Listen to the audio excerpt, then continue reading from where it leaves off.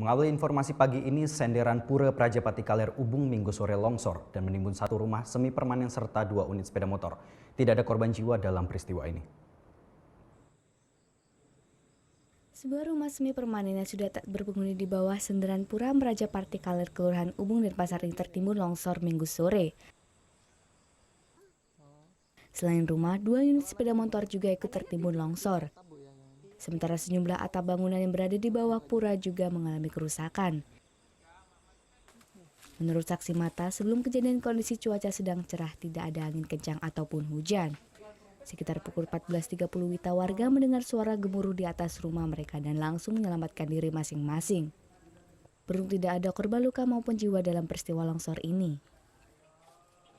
Di canang itu yang merah itu dirobek-robek, terus langsung saya lari, gerubik saya lari, ambil anak saya tarik lalu.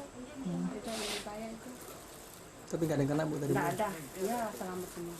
Cuma bangunan aja Bu ya? Iya cuma bangunan aja tuh. Untuk sementara warga pindah menempati lokasi yang lebih aman. Rencananya petugas BPD Kota dan Pasar akan membersihkan longsor dan mengevakuasi sepeda motor dengan alat berat mulai Senin pagi. Muhammad Hasanuddin melaporkan untuk NET.